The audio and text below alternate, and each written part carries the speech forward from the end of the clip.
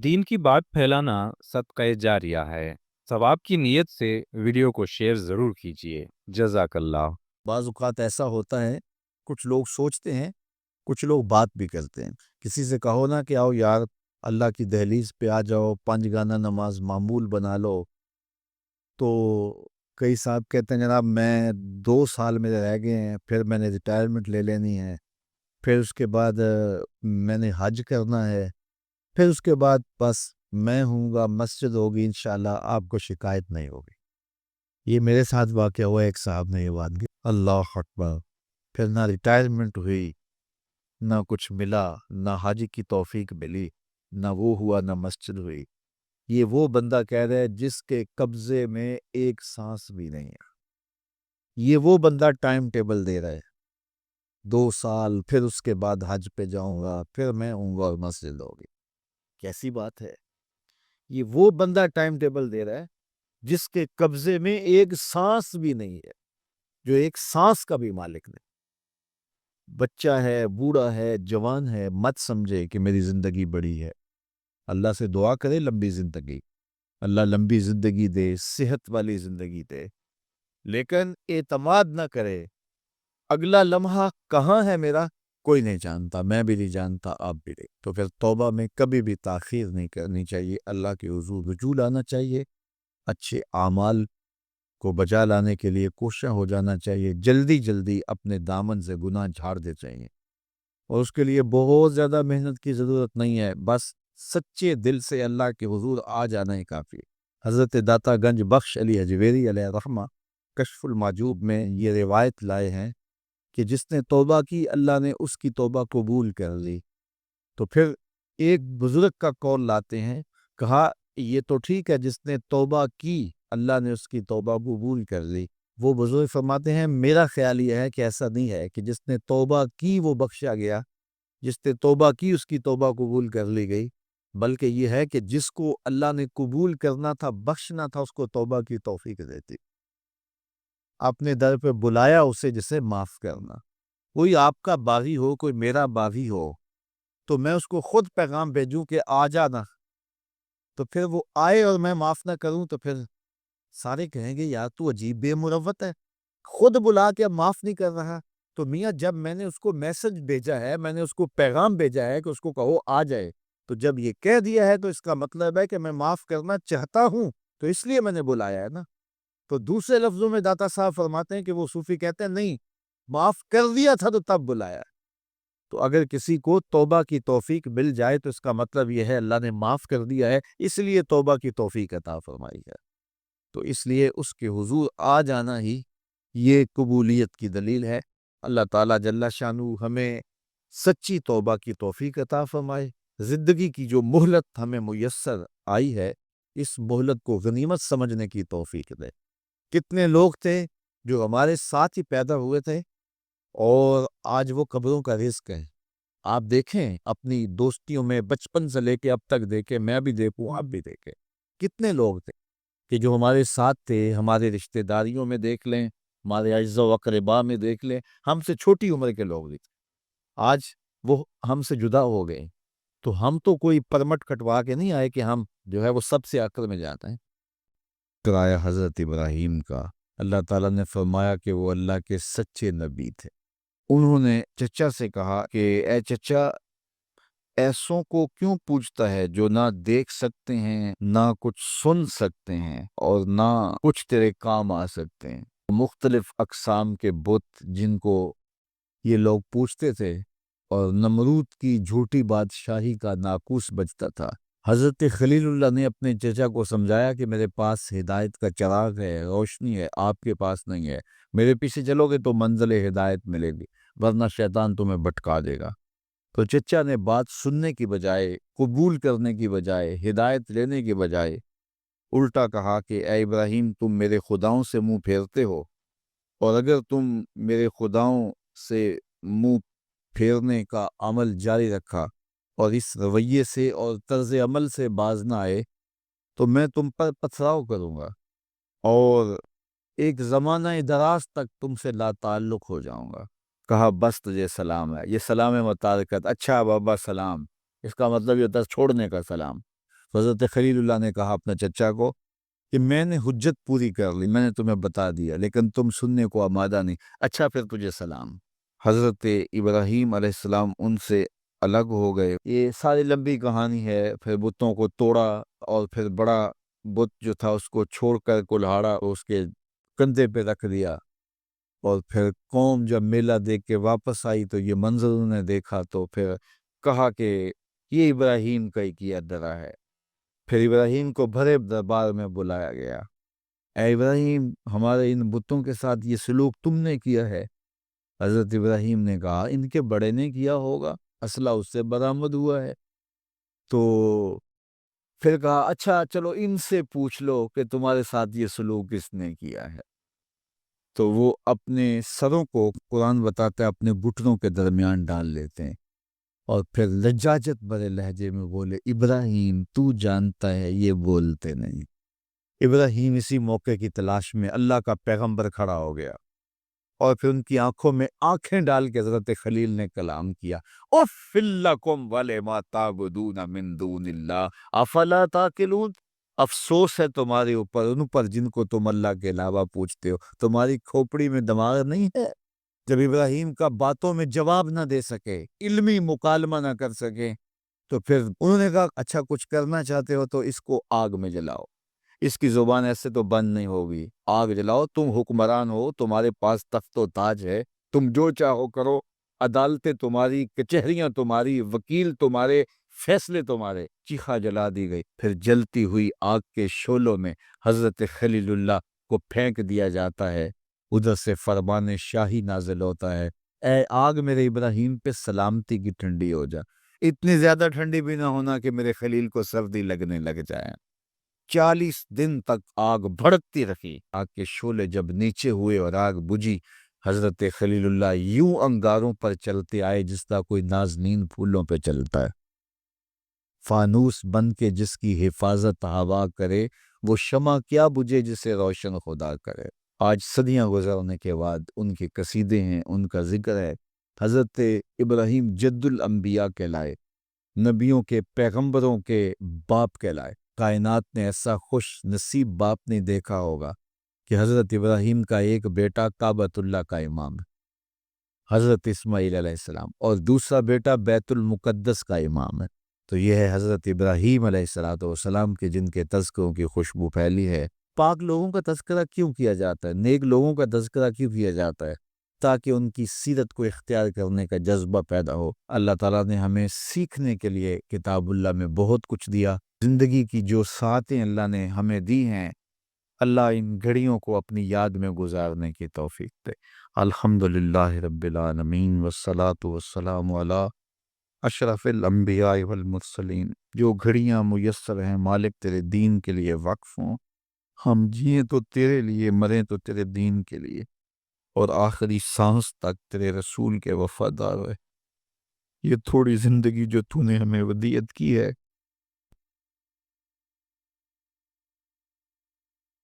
اس کو اپنی یاد میں، اپنے ذکر میں، اپنی محبت میں بسر کرنے کی توفیق عطا فرما۔ شخص فوت ہو گیا تو جب قبر میں گیا تو اس کے اوپر انواع و اقسام کے عذاب مسلط ہو گئے، چونکہ بہت گناہ گار تھا۔ تو ایک دن اچانک سارے عذاب موقوف کر دیے گئے، اور جہنم کی جانب کھولی گئی کھڑکی بھی بند کر دی گئی، اور جنت کی جانب در کھول دیا گیا، اور فردوس بری کی تازہ ہوائیں قبر میں آنے لگی۔ تو اس نے کہا میرے خدا تیری کرم نوازی کے میرے سے اس کلفت کو، اس اذیت کو دور کیا، لیکن کیا مالک تو یہ مجھے بتائے گا کہ میرے اوپر یہ کرم نوازی کیوں ہوئی؟ تو آواز آئی کہ میرے بندے، جب تو مرا تھا تو اپنی بیوی کی گود میں ایک بچہ چھوڑ کے آیا تھا۔ اب بچہ تھوڑا سا بڑا ہوا ہے، تو اس نے اس بچے کو مکتب میں بٹھایا ہے۔ تو استاد نے اس کو قرآن مجید پڑھانے سے پہلے کہا بیٹا پڑھو بسم اللہ الرحمن الرحیم۔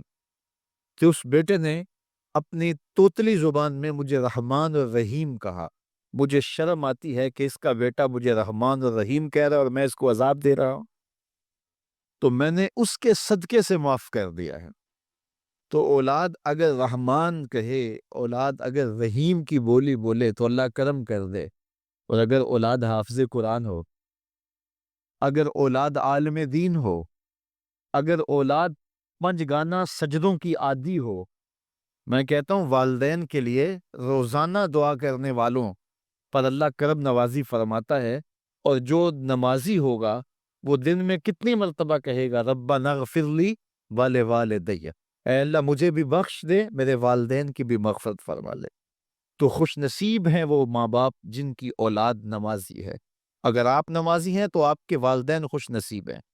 آپ کی نمازوں میں روزانہ آپ کے والدین کے لیے دعا ہوتی ہے، اور آپ کی اولادیں نمازی ہیں تو آپ خوش نصیب ہیں کہ آپ کے لیے روزانہ بخشش اور مغفرت کی دعا کی جاتی ہے۔ تو اولاد جب پیدا ہو تو سب سے پہلے اس کے کان میں آواز اللہ اکبر کی پڑے، اور بولنے لگے تو سب سے پہلے لا الہ الا اللہ محمد رسول اللہ، لفظ اللہ، اور پھر اس کے بعد لا الہ الا اللہ محمد رسول اللہ پڑھے۔ تو یہ اولاد کو آپ تربیت میں دیں گے۔ بچے کا اچھا نام رکھنا یہ والدین کے ذمے ہے کہ ان کا خوبصورت نام رکھا جائے۔ احب الاسماء، اللہ کے ہاں جو پسندیدہ نام ہیں وہ کون سے ہیں؟ عبداللہ و عبد الرحمن۔ جو اللہ کو بہت محبوب نام ہے وہ عبداللہ، اور دوسرا نام عبد الرحمن۔ اس طرح حضور علیہ الصلوۃ والسلام نے فرمایا کہ میرے ناموں پر اپنے بچوں کے نام رکھو۔ تو حضور کے اسماء پر اپنی اولاد کے نام رکھے جائیں۔ بیٹے کا نام محمد رکھا جائے، بیٹے کا نام احمد رکھا جائے، بیٹے کا نام محمود رکھا جائے۔ اور کہتے ہیں کہ اگر کسی دسترخوان پہ محمد یا احمد نام کا بچہ ہوگا وہاں بے برکتی نہیں آئے گی۔ اللہ ناموں کی برکتیں اتارتا ہے۔ سلطان محمود غزنوی کا بڑا محبوب وزیر تھا ایاز، تو اس کا ایک بیٹا تھا، اس کا نام محمد تھا، تو بادشاہ کی وہ خدمت کیا کرتا تھا۔ تو ایک دن بادشاہ واش روم میں تھا تو وہاں پانی کی ضرورت پڑی، تو اس نے آواز دی ایاز کے بیٹے مجھے پانی دو۔ تو بیٹے نے پانی دیا، لیکن محسوس کیا کہ آج بادشاہ کوئی ناراض ہو گیا کہ میرا نام نہیں لیا، تو اپنے باپ سے کہا۔ تو ایاز نے بڑی نیازمندی سے کہا کہ بادشاہ سلامت، میرا بیٹا آپ کی خدمت کرتا ہے، کوئی کوتاہی ہو گئی؟ اس نے کہا کوئی کوتاہی نہیں ہوئی۔ تو کہا کہ آج آپ نے اس کا نام پکارا ہے تو ایاز کے بیٹے کہہ کے پکارا ہے۔ تو سلطان محمود کی آنکھوں میں آنسو آ گئے، کہا کہ تیرے بیٹے کا نام محمد ہے، اور آج تک میں نے یہ نام بے وضو نہیں لیا۔ اللہ اکبر۔ ہمارے قبلہ سر رحمۃ اللہ تعالی علیہ کے بڑے صاحبزادے کا نام محمد تھا، تو وہ ساتھ جی بولتے تھے، محمد جی، اور ساتھ آنکھوں سے آنسو بھی جاری ہو جاتا جب نام پکارتے تھے۔ تو حضور کے نام پہ نام رکھا ہے تو اس کی بھی تکریم کریں، اور جس کا یہ نام ہے اس کی بھی تکریم کریں۔ تو اچھا نام رکھنا، اور یہ 7ویں دن رکھنا مسنون ہے۔ ایسا الٹا سیدھا نام رکھنا، آج کل لوگوں کو یہ خبط ہو گیا ہے کہ ایسا نام رکھو کہ جس نام کا بچہ دنیا پہ پایا ہی نہ جائے، اور پھر ایسے ایسے عجیب و غریب نام کے جو بے معنی ہوتے ہیں۔ تو نام حضور کے ناموں پہ رکھو، اسماء باری کے ساتھ عبد کی اضافت کے ساتھ نام رکھو۔ لوگوں نے نماز، روزہ، حج اور زکوٰۃ کو ہی دین سمجھ لیا ہے۔ یہ دین کا ایک حصہ ہے، لیکن دین مختلف چیزوں کے مجموعے کا نام ہے۔ اعتقادات، عبادات، معاملات اور اخلاقیات۔ اعتقادات، ہمارے عقیدے کیا ہونے چاہیے، نظریات کیا ہونے چاہیے۔ بنیادی ہمارے عقیدے 3 ہیں: عقیدہ توحید، عقیدہ رسالت اور عقیدہ آخرت۔ تو یہ دین کا ایک حصہ ہے، ایمانیات، نظریات یا اعتقادات۔ دوسرا حصہ ہے عبادات۔ عبادات میں نماز آتی ہے۔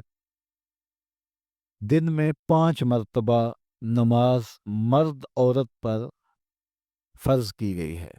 دوسری چیز زکوٰۃ ہے۔ زکوٰۃ بھی اہم رکن ہے، اور اس کا انکار کرنا بھی کفر ہے۔ اگر کوئی زکوٰۃ نہیں دیتا تو سخت گناہگار ہے، گناہ کبیرہ کا مرتکب ہے۔ پھر اس کے بعد روزہ آتا ہے اور حج آتا ہے۔ تو یہ دوسرا حصہ ہے دین کا۔ تیسرا حصہ دین کا معاملات ہیں۔ معاملات کے اندر ازدواجی زندگی ہے، نکاح ہے، طلاق ہے، خلا کے مسائل ہیں، اسی طرح کاروبار ہے، بیع و شراء ہے، اس کی شرائط ہیں، کاروباری شخص کے لیے ان کا سیکھنا ضروری ہے تاکہ وہ ان اصولوں کے ساتھ تجارت کر سکے۔ اسی طرح دیگر احکام ہیں، وہ سارے وراثت کے مسائل اس کے اندر آتے ہیں، اور بہت سارے مسائل آتے ہیں، تو یہ بھی دین کا ایک حصہ ہے۔ چوتھی چیز اخلاقیات ہیں، ہمارے رویے ہیں، ہمارے انداز زندگی ہیں۔ ہم نے ہمسائے کے ساتھ رویہ کیا رکھنا ہے، ہم نے ماں باپ کے آداب کی رعایت کیسے کرنی ہے، ہم نے بچوں کی تربیت کیسے کرنی ہے، ہم نے بولنا ہے تو ہمارا انداز تکلم کیا ہونا چاہیے، جھوٹ نہیں بولیں گے، چغلی نہیں کریں گے، غیبت نہیں کریں گے، کسی کا دل نہیں دکھائیں گے، اذیت نہیں پہنچائیں گے، کسی کے پرائیویٹ معاملات کے اندر دخل اندازی نہیں کریں گے۔ اسی طرح جو ہے وہ اور بہت سارے معاملے ہیں جن کا تعلق اخلاقیات سے ہے۔ اور دین حسن خلق کا نام ہے۔ قیامت کے دن جب نامہ اعمال میں عمل ڈالے جائیں گے، سب سے زیادہ جس عمل کا وزن ہوگا وہ حسن خلق ہوگا۔ تو لوگوں کے ساتھ مسکرا کے ملیں، لوگوں کے ساتھ محبت سے پیش آئیں، لوگوں کے ساتھ جو وعدہ کیا ہے اس کو پورا کریں، جو لوگوں کے ساتھ عہد کیا ہے اس کی پاسداری کریں، اور حسن سلوک کے ساتھ پیش آئیں۔ تو بعض اوقات ہم صرف جو ہے وہ نماز روزے کو دین سمجھتے ہیں، تو یہ سب کچھ سیکھنا چاہیے۔ اگر سڑک پر اشارہ لگا ہے رکنے کا تو وہاں سے کراس کر جانا، اور جہاں سٹاپ نہ کرنے کا کہا گیا ہے وہاں گاڑی پارک کر لینا، یہ بھی ہماری اخلاقیات میں آتا ہے۔ اگرچہ یہ انتظامی امور ہوتے ہیں اور یہ حکومت وقت نے یا مقامی جو ہے وہ لوکل گورنمنٹ نے بنائے ہوئے ہوتے ہیں، لیکن ہمارا دین ہمیں انہیں بھی فالو کرنے کی تلقین کرتا ہے۔ ایک ایک عمل ہمارے دین نے ہمیں سکھایا ہے، اس لیے دین جو ہے وہ صرف چند عبادات کا نام نہیں ہے۔ دین معاملات، اخلاقیات، اعتقادات اور عبادات، ان چاروں چیزوں کے مجموعے کا نام ہے۔ اس لیے ہمیں ساری چیزوں کو سمجھنا چاہیے اور ان چیزوں پر عمل کرنا چاہیے۔ جو بھی ہم کر رہے ہوں وہ ہمارا دین ہوتا ہے، اور ہماری دنیا کیا ہوتی ہے؟ وہی کام جو ہم کر رہے ہیں جب خدا سے کٹ کے کریں گے تو پھر وہ دنیا ہوگی، خدا سے جڑ کے کریں گے تو وہ دین ہوگا۔ ملا رومی فرماتے ہیں دنیا کیا ہے؟ خدا سے غافل ہونا دنیا ہے۔ وہی کام دنیا بن جائے گا اگر خدا سے غافل ہو کے کریں گے، اور وہی کام دین بن جائے گا اگر خدا کے تابع ہو کے کریں گے۔ حدیث میں آتا ہے کہ حضور نے فرمایا جو لقمہ کما کے تم اپنی بیوی کے منہ میں رکھتے ہو وہ بھی صدقہ لکھا جاتا ہے، جو تم اپنے بچوں کو کھلاتے ہو وہ بھی صدقہ ہے، جو تم اپنے ہمسایوں کے ساتھ سلوک کرتے ہو وہ بھی صدقہ ہے۔ حتیٰ کہ مرد جب اپنی بیوی کے ساتھ تنہائی میں بیٹھتا ہے اور اس سے خوش گپیوں میں مصروف ہوتا ہے، اللہ کے محبوب فرماتے ہیں اس پر بھی اس کو اجر دیا جاتا ہے۔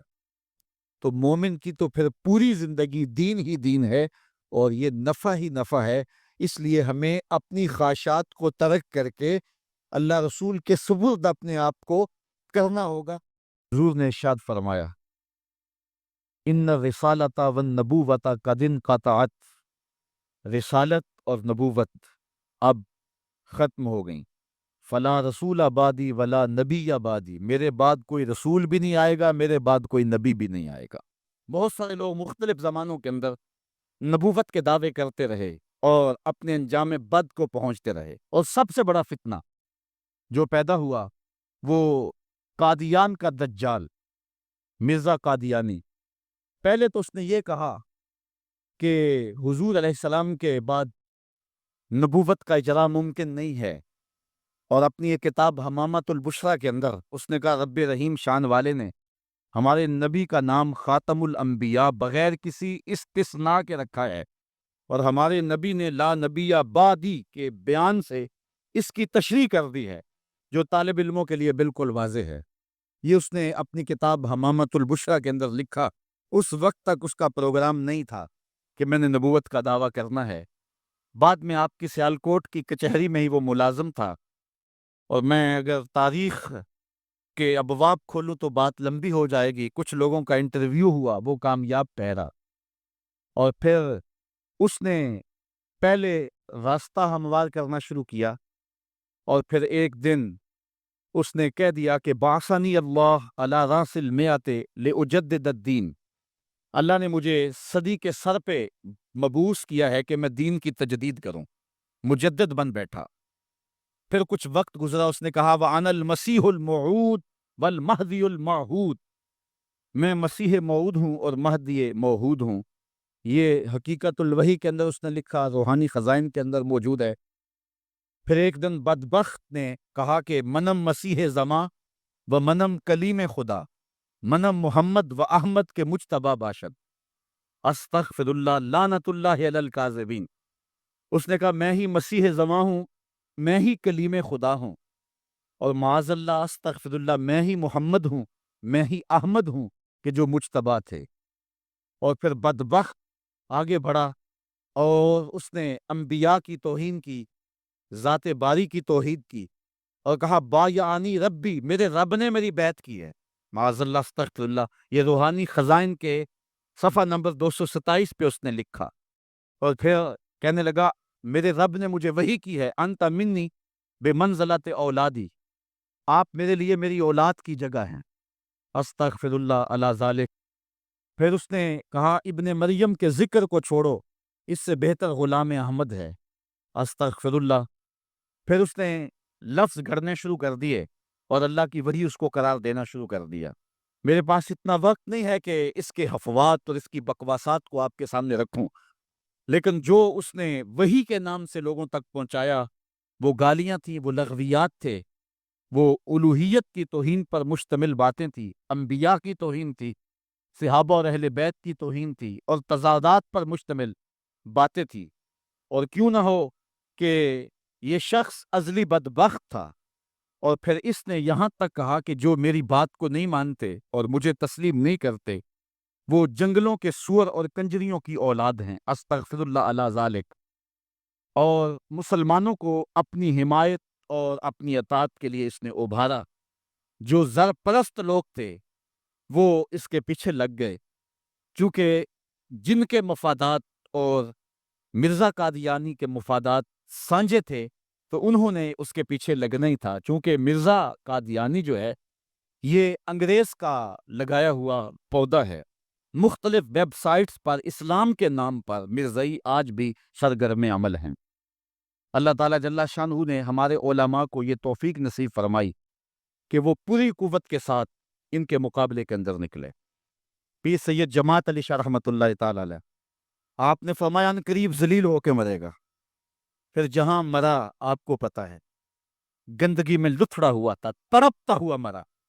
اللہ تعالیٰ جل شانہ نے علماء کو طاقت دی، انہوں نے ناطقہ بند کر کے رکھ دیے۔ پھر جب پاکستان بنا تو سب سے زیادہ جن لوگوں نے مخالفت کی پاکستان کی وہ مرزائی تھے۔ پاکستان کے حق میں انہوں نے ووٹ نہیں دیا۔ آج بھی جو ربوے میں دفن ہوتے ہیں وہ امانتاً دفن ہوتے ہیں۔ ان کا عقیدہ ہے کہ پاکستان ٹوٹ جائے گا اور ہمیں اٹھا کر کے جو ہے وہ قادیان میں دفن کیا جائے گا، یہ وصیت کر کے وہاں دفن ہوتے ہیں۔ جب بھٹو کا دور آیا 74 کے اندر، نشتر کالج کے کچھ طلباء مری جا رہے تھے، ربوے سے گزرے تو مرزائی غنڈوں نے ان کو جو ہے وہ سب و شتم کیا اور غوب و زود کیا، ان کو مارا، زخمی کر دیا۔ تو تحریک پھر دوسری بار جو ہے وہ مرزائیت کے خلاف اٹھ کھڑی ہوئی، جو کراچی سے خیبر تک پورے بانکپن کے ساتھ چلی۔ اللہ تعالیٰ رحمت نازل کرے علامہ نورانی کی قبر پہ۔ انہوں نے علماء کے دستخط کے ساتھ جو ہے وہ اسمبلی کے اندر درخواست جمع کروائی مرزائیوں کو اقلیت قرار دینے کے لیے، قرارداد پیش کی، اور پھر کیا ہوا، 3 مہینے کی مسلسل محنت۔ علامہ سارا دن اسمبلی کی کاروائی میں رہتے اور راتوں کو دور دراز علاقوں کا سفر کرتے اور جلسے کرتے اور ختم نبوت پر جو ہے وہ لوگوں کو ابھارتے۔ اور پھر مرزائیوں کو بھی بلایا گیا، صفائی کا موقع دیا گیا۔ پھر ایک وقت آ گیا کہ حکومت مجبور ہو گئے. مسٹر بھٹو علامہ نورانی سے کہنے لگے، نورانی صاحب یہ تو مدارس کے دارالافتاء کا مسئلہ ہے جو آپ اسمبلی میں لے آئے. یہ تو علماء کا کام ہے کہ کون کافر ہے اور کون مومن ہے. تو آپ اس کو اسمبلی کے فلور پہ لے آئے ہیں تو اس کو مدارس میں حل کرنا چاہیے تھا. تو حضرت علامہ نورانی نے جو جواب دیا وہ بڑا خوبصورت تھا. فرمانے لگے، بھٹو صاحب مجھے ایک بات بتا دیں، آپ منتخب وزیر اعظم ہیں، اگر آپ کے مقابلے میں کوئی کرسی بچھا کے بیٹھ جائے تو آپ اس کے بارے میں کیا رائے رکھتے ہیں؟ تو بھٹو کہنے لگا، یا وہ باغی ہے یا وہ پاگل ہے. تو کہا، بھٹو صاحب وزارت کی کرسی چھوٹی ہے، ختم نبوت کی کرسی بڑی ہے. اب جو کہتا ہے میں نبی ہوں ماننا پڑے گا، یا پاگل ہے یا باغی ہے. پھر وہ وقت آیا، 7 ستمبر کی شام تھی کہ اسمبلی کے فلور پر جدھر دیکھتے تھے نعرہ رسالت اور نعرہ توحید اور ختم نبوت زندہ باد کے نعرے ہی گونج رہے تھے. عثمان حضرت صدیق اکبر کی دعوت سے دامن اسلام میں داخل ہوتے ہیں. ان کے چچا نے انہیں کچی کھال میں لپیٹ کر کے دھونیاں دی کہ اسلام سے منحرف ہو جاؤ، لیکن حضرت عثمان بن عفان ڈٹے رہے اور استقامت کے ساتھ اسلام پر گامزن رہے، اور اللہ نے ان کو پھر جو شانیں دی. حضرت آدم علیہ السلام سے لے کر حضور علیہ السلام کے دور تک کبھی ایسا نہیں ہوا کہ کسی کے نکاح میں کسی نبی کی 2 صاحبزادیاں آئی ہوں. یہ اعزاز صرف حضرت عثمان غنی کو نصیب ہوا رضی اللہ تعالی عنہ. حضور کی 2 شہزادیاں حضرت عثمان غنی کے نکاح میں آئیں، یکے بعد دیگرے، تو اس وجہ سے انہیں ذوالنورین، 2 نوروں والا کہا جاتا ہے. اللہ تعالیٰ نے حضرت عثمان غنی کے مال سے اس امت کو بہت تقویت عطا کی. تحریک اسلام کے لیے جن لوگوں نے مالی وسائل پیش کیے ان میں نمایاں نام حضرت سیدنا عثمان غنی رضی اللہ تعالی عنہ کا ہے. آقا کریم علیہ الصلوۃ والسلام کے کہنے پہ انہوں نے جتنی ضرورت پڑی اتنا مال پیش کر دیا. غزوہ تبوک کا موقع آیا تو حضور نے تحریس دلائی تو انہوں نے کہا، حضور میں 300 اونٹ پیش کرتا ہوں ماں ساز و سامان کے.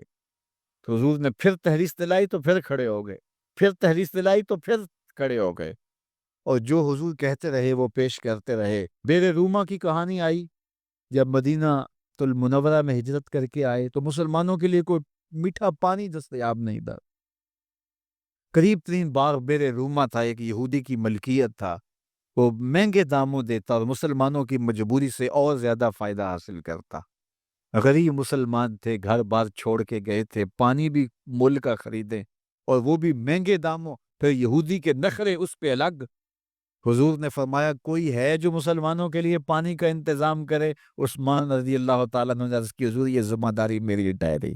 بیر روما آج بھی وقف ہے، اور اس کی جتنی بھی جائیداد ہے، املاک ہے، اور ارد گرد جو مزرعہ ہے، یہ باغات ہیں، باقاعدہ آج بھی حضرت عثمان غنی کے نام کا بینک میں اکاؤنٹ کھلا ہوا ہے، اور اس کی ساری کمائی ان کے نام جمع ہوتی ہے اور پھر نیکی کے کاموں کے اندر صرف ہوتی ہے. عثمان غنی کا وہ وقف آج بھی جاری ہے اور اس سے دنیا آج بھی فیض پا رہی ہے. مسجد نبوی میں جب لوگوں کا ہجوم بڑھا تو حضور نے فرمایا کہ کون ہے اس کی توسیع کرے؟ حضرت عثمان غنی نے کہا، حضور یہ ذمہ داری میں اپنے ذمہ لیتا. تو راہ خدا میں خرچ کرنے کی بابت آئی تو عثمان کا انداز ہی نرالا تھا، اور پھر حیا جو ان کا ایک ایسی پہچان ہے کہ جو ان کی نمایاں شان ہے. حضرت عثمان غنی رضی اللہ تعالیٰ عنہ کا جب آخری وقت آیا تو آپ جانتے ان کا پانی بند کر دیا گیا تھا. مدینے پر بلوائیوں نے قبضہ کر لیا اور 40 دن تک حضرت عثمان غنی پر پانی بند رہا، گھر میں محصور ہو گئے. 40ویں دن جس دن شہادت ہوتی ہے اس دن آپ نے سر انور باہر نکالا اور لوگوں سے کہا کہ لوگوں، جس وقت مسجد نبوی کی جگہ تنگ ہو گئی تھی اور رسول کریم نے کہا کوئی ہے جو مسجد نبوی کی توسیع کرے، تو کس نے توسیع کی تھی؟ تو کچھ لوگ موجود تھے، انہوں نے کہا کہ آپ نے. کہا، آج مجھے اس مسجد میں 2 نفل پڑھنے کی اجازت بھی نہیں ہے. پھر اس کے بعد آپ نے فرمایا لوگوں جب مدینے والوں کو پانی نہیں مل رہا تھا اور مہاجرین کو یہودی مہنگے داموں پانی دے رہے تھے تو کون تھا جس نے بیر روما خریدا اور وقف کیا رب کے نام پہ؟ تو لوگوں نے کہا عثمان آپ نے. تو کہا آج مجھے 2 گھونٹ اس کنویں سے دستیاب نہیں. اور پھر آپ نیچے آ گئے اور قرآن مجید کی تلاوت کرنے لگے. اور جب حضرت عثمان غنی کو شہید کیا گیا 40 دن پیاسا رکھنے کے بعد، تو اس وقت آپ قرآن مجید کی تلاوت کر رہے تھے اور آپ کا خون قرآن مجید کی اس آیت پہ گرا، فَسَيَكْفِيكَهُمُ اللَّهُ، اور حضرت عثمان غنی شہید ہو گئے. امام مظلوم ظلمن آپ شہید کیے گئے. کل قیامت کے دن عثمان غنی تلاوت کرتے اٹھائے جائیں گے.